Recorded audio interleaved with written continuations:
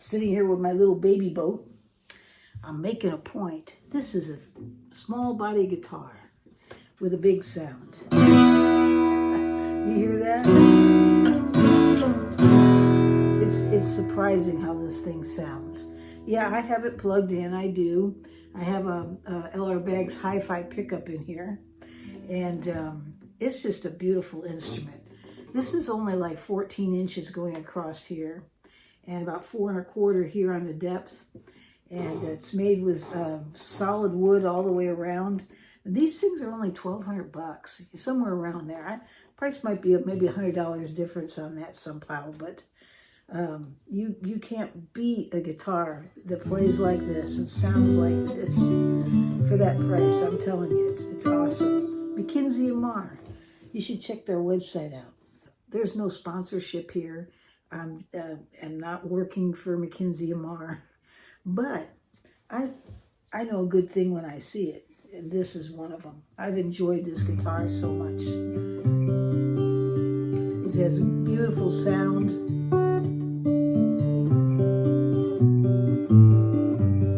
And it plays.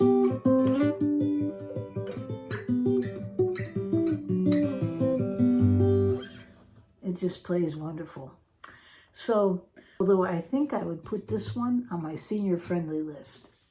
Now, when I say senior-friendly list, it doesn't mean it's only good for seniors. This guitar is good for any age. You could learn on it. You could, use it on stage. You could use it really seriously. It's got amazing sound to it. But for seniors that want lightweight, small body, easy to play, really nice feeling neck, this is a good one. It's another one that belongs on the list. Senior-friendly list. All right. Okay, so let's get started here, because really what I wanted to go over today was how to change the sound on your chords. In this case, we're using power chords, so that it sounds, it's a little bit different than a muting. Muting, when we mute strings, we use the heel of our hand. You hear how it's not ringing out versus the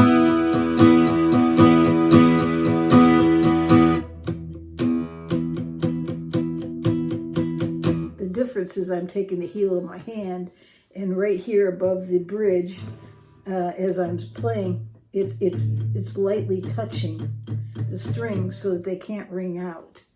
It's just enough so they can ring out some, because you can change that as depending on how much you press down. But you want just this really light.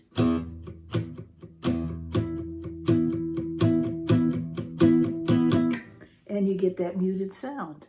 But there's another way that you can do it, and I call it putting the brakes on, okay? Because it's kind of like that. It's like you're putting on the brakes.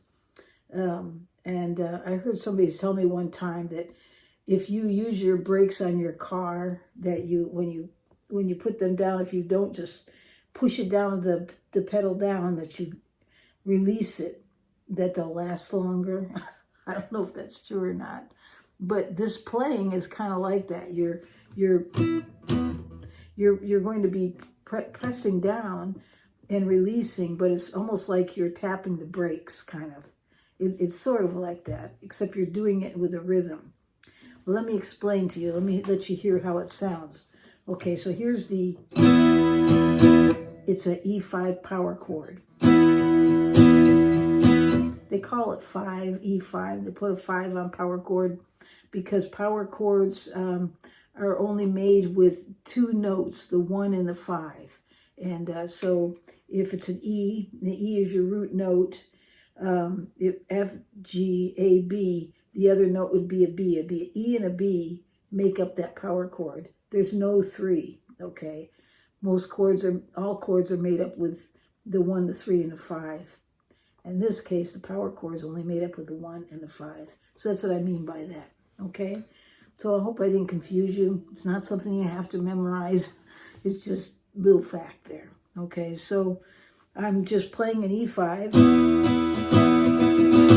And I like this chord because this is an E, this is an E. So you get this very full sound when you play all the strings with this power chord.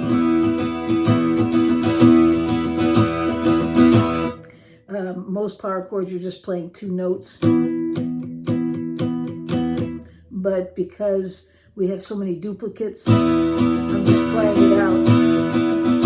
And it's this beautiful sound. But now you can make that sound change by muting it, like we're doing here with this heel of your hand, or breaking it. I don't know if you notice that when I strike the string, I'm pinching it here. Watch how they go together. So it's going to sound like this. So see how I'm tapping it? Or it's not really a tap. You're squeezing it. You're putting that break on, and then you're lifting just as you finish your downstroke.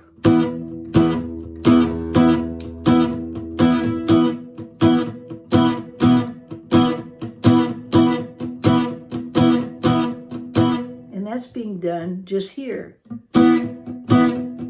Notice my heel is not touching the strings down here. Versus doing it this way.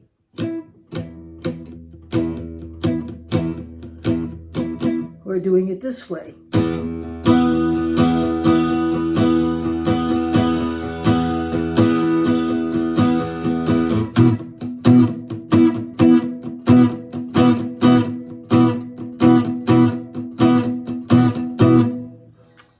So you can see that works really, really well.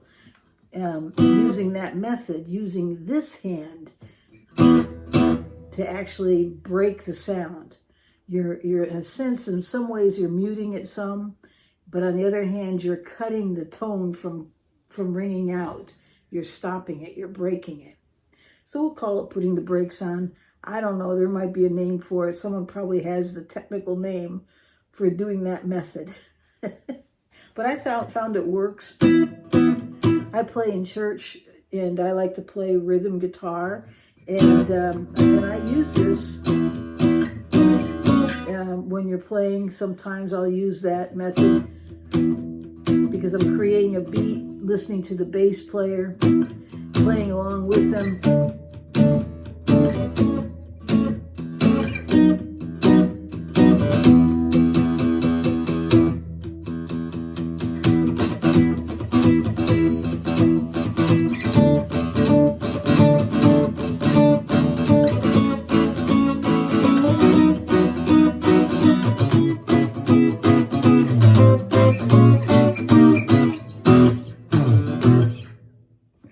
So that's how it goes. I thought I would share that with you today. So the next time you're playing your power chords, whether it be the E, this is a B, here we are with the E, the D5, there's the A. You know, I think that if you're learning guitar and you're learning how to play the E and the A and the B, and you're learning all these chords up in the first position, at the same time, you should learn those same chords in the power chord. So if you're learning the E, someone should teach you how to play this E5. I'm telling you, because it comes in handy. And the A, the B, that was a B flat, by the way, and the D,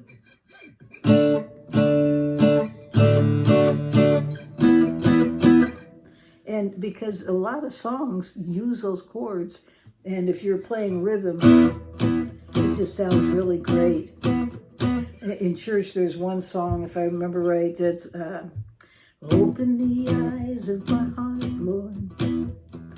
Open the eyes of my heart.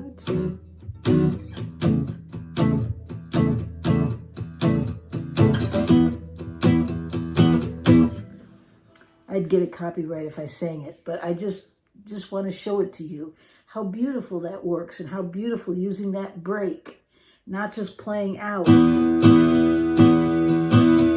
That would sound totally different if I did that. Open the eyes of my heart, Lord. Open the eyes of my heart. I mean, But to me, it sounds better this way. Open the eyes of my heart, Lord. Right? Okay. So learn those chords. Learn that E5, that B, the D5, and the A. They really, really come in handy. Those especially. All right. I hope you all have a great day or night, and happy Independence Day to you all, whoever out there is celebrating in this world, and have a safe time celebrating with your family. And again, I hope you have a great day or night wherever you are in this world.